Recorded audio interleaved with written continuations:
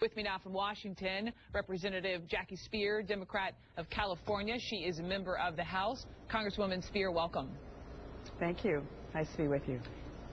The House Democratic Task Force here on gun violence. This is what you're a part of this. You attended a briefing today given by the Vice President. That's why we really wanted to talk to you, and we'll talk about that here in a moment. But first, let's just listen to the President on what he might be proposing. What you can is that the things that I've said in the past, the belief that we have to have stronger background checks, that we can do a much better job in terms of keeping these magazine clips with high capacity out of the hands of folks who shouldn't have them, an assault weapons ban that is meaningful, that those are things I continue to believe make sense. Congresswoman Speier, you were in that briefing, as we mentioned, with the Vice President. Did he give you any hints as to what might be in this proposal? He reiterated what he believed the President was absolutely committed to, an assault weapon ban and a high-capacity magazine ban. He also spoke about what the President can do by executive action.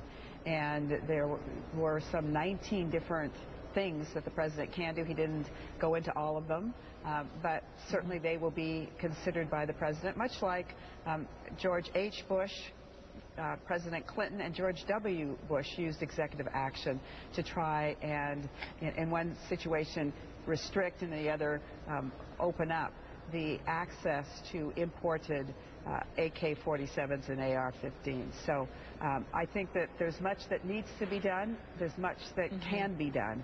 And I'm not going to let just one bill be the defining way that we address this issue. Congresswoman, this is personal for you in a way, because you are probably one of the few members of Congress who has actually been shot multiple times. Can you tell me about that? I was shot in Guyana back in 1978. I was shot 5 times and left for dead on an airstrip. And I must tell you that when you survive something like that and others perish, as did Congressman Ryan at the time and a number of NBC reporters and cameramen, you feel an absolute obligation to do what you can to make sure these kinds of events don't happen again. There is, in fact, a mass killing happening in this country every single day. 32 people lose their lives every day.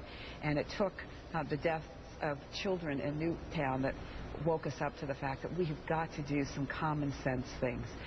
We talk about responsible gun ownership. We talk about responsible dealers. Well, right now the laws in this country don't guarantee that guns get into responsible hands only and that dealers are only responsible. And we've got to make sure that all of them are. But, you know, as part of these listening sessions that took place at the White House last week, you had the NRA there. And, in fact, the head of the NRA spoke with Crowley yesterday. Here's just a portion of that interview. When a president takes all of the power of his office, if he's willing to expend political capital, you don't want to make predictions. You don't want to bet your house on the outcome. But I would say that the likelihood is that they are not going to be able to get an assault weapons ban through this Congress. You mentioned assault weapons ban, one of the items that the Vice President mentioned possibly as part of his proposal. You heard what he just said, that coming from the NRA. What do you think? Well, the NRA is going to use the muscle that it has used in prior Congresses to try and put fear into members' voting decisions, trying to tell them they're going to lose their elections. Interestingly enough, in 2008 and more recently in 2012, the NRA did very poorly in terms of getting their candidates elected. We've got to do what's right for the American people. We shouldn't have a situation where people are afraid to go to a movie, to take their kids to school, to just carry on their lives without fear that there's going to be a gunman there spraying an assault weapon at them. So we have to take some steps.